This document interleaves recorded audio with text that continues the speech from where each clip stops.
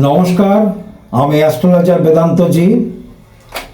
NDA সরকারের প্রধান শরিক টিডিপি অর্থাৎ চন্দ্রবাবু নাইডুর দল 16টা সিট অর্থাৎ 16টা এমপির সমর্থন রয়েছে মোদি সরকারের ওপরে।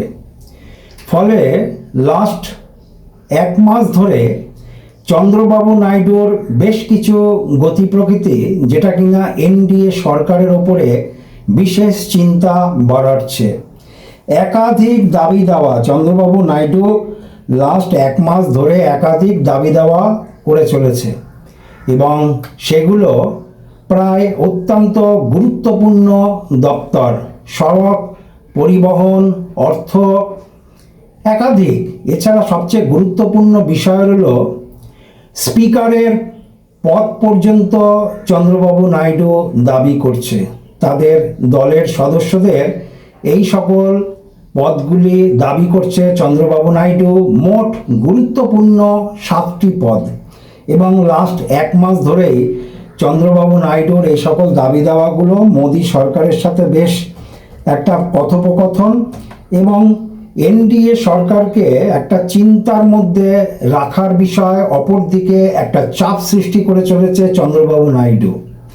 এমতো অবস্থাতে কি হতে চলেছে চন্দ্রবাবু নাইডুর সরকার এবং এনডিএর ওপরে যে জোট রয়েছে, অর্থাৎ চন্দ্রবাবু নাইডুর টিডিপির যে 16 জন এমপি রয়েছে এনডিএ সরকারে, সুতরাং সেই জোট অর্থাৎ সমর্থনের বিষয়ে কি হবে আগামী দিনে? কেন চন্দ্রবাবু নাইডুর গতি প্রকৃতি লাস্ট এক মাস ধরে খুব একটা ভালো জায়গাতে নেই।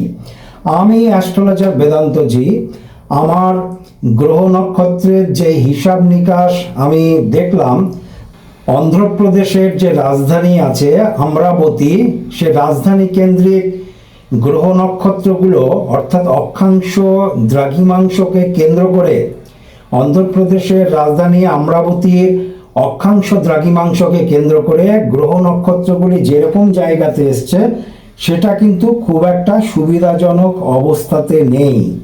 কবে থেকে এর বেশি প্রভাব লক্ষ্য করা যাবে? সেপ্টেম্বর 2026 থেকে একদম 2029 সাল অর্থাৎ মোদি সরকারের সমাপ্ত, মানে সরকার আবারও যে লোকসভা ইলেকশন হবে 2029, সেই সময়কাল পর্যন্ত এই অসহযোগিতা চন্দ্রবাবু নাইডুর চলবে। কবে থেকে? পরিষ্কার করে দেই, সেপ্টেম্বর 2026 থেকে পুরো 2029 সাল, মানে সেই লোকসভা ইলেকশনের সম্মুখে পর্যন্ত চন্দ্রবাবু নাইডু কিন্তু মোদি সরকারের সঙ্গে অসহযোগিতা করবে। সুতরাং এখন যে পরিস্থিতি হয়ে রয়েছে, অনেকে ভাবছে না এটা ঠিক হয়ে যাবে এবং দাবি দাওয়াগুলি এতটাই গুরুত্বপূর্ণ দপ্তর চাইছে যেটা কিনা কোনো সরকারের পক্ষে দেওয়া সম্ভব নয়। সরকারের মেন দপ্তরগুলো, মাত্র 16টা সিট রয়েছে চন্দ্রবাবু নাইডুর টিডিপির, সে 16টা সিট নিয়ে গভর্নমেন্টের, কেন্দ্রীয় সরকারের গুরুত্বপূর্ণ দপ্তরগুলি সে দাবি করছে।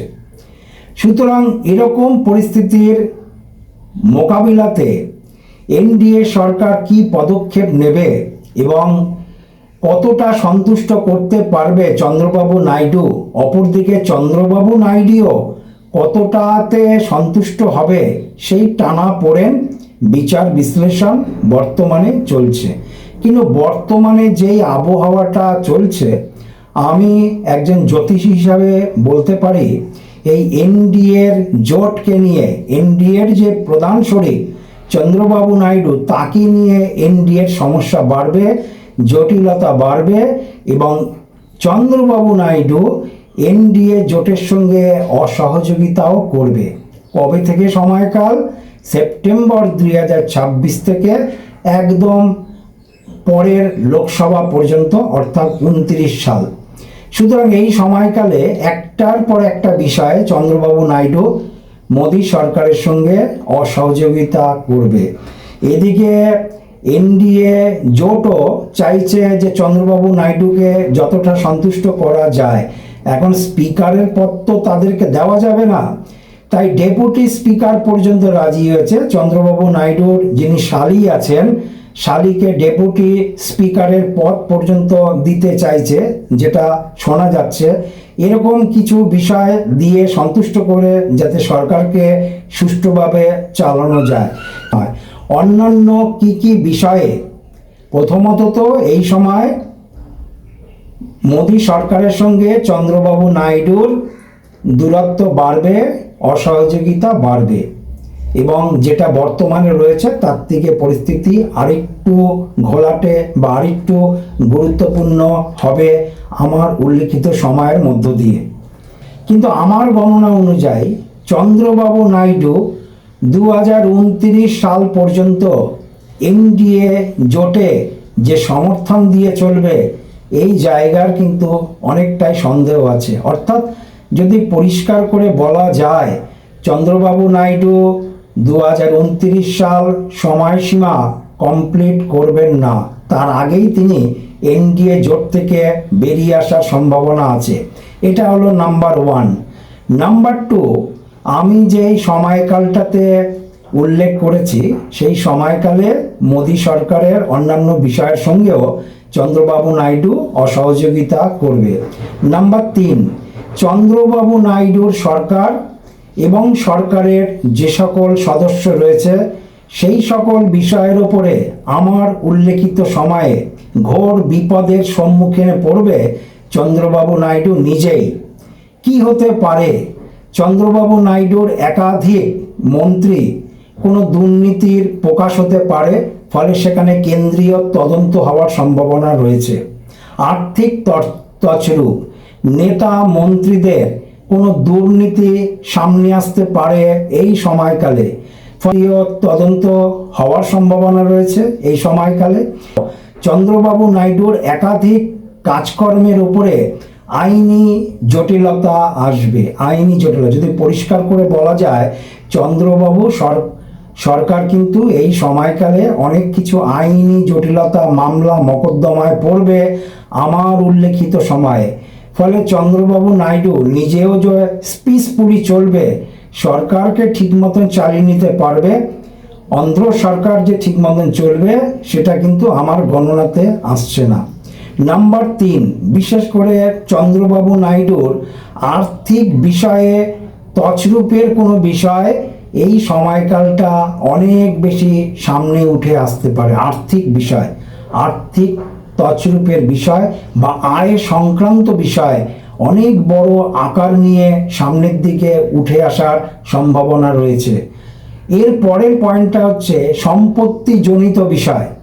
চন্দ্রবাবু নাইডুর নিজের সম্পত্তিজনিত বিষয় অথবা আত্মীয় স্বজনের, মনে রাখবেন, আত্মীয় স্বজনের সম্পত্তিজনিত বিষয় এই সময়কালে বড় কোনো কিছু দুর্নীতির আকার নিতে পারে, যেটা কিনা আইনি জটিলতার মধ্যে আসবে। চন্দ্রবাবু নাইডুর যে সকল নেতা মন্ত্রী আছে, তারাও এই সময় আইনি কোনো জটিলতার মধ্যে জড়িয়ে যাবে তাদের আর্থিক তছরূপ বা অন্যান্য কোনো দুর্নীতির কারণে। সুতরাং একদিকে চন্দ্রবাবু নাইডুর নিজে এবং তার সরকার যেরকম বিপাকে পড়বে, চন্দ্রবাবু নাইডুর কাজকর্মের ওপরে যেরকম আইনি জটিলতা আসবে এবং চরম আইনি বিষয় আসার সম্ভাবনা রয়েছে আমার উল্লেখিত সময়ে।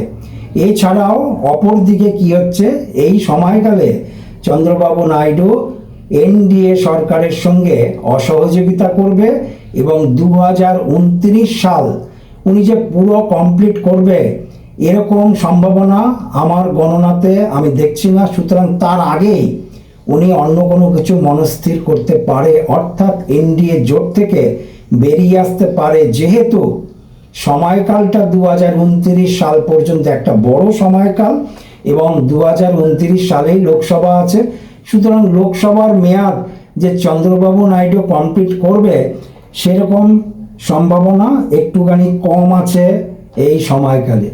সুতরাং আমি অ্যাস্ট্রোলজার বেদান্ত জি, আমি একাধিক রাজনৈতিক নেতা মন্ত্রী এছাড়া নির্বাচন সম্বন্ধে আমি ভবিষ্যৎবাণী দিয়ে থাকি।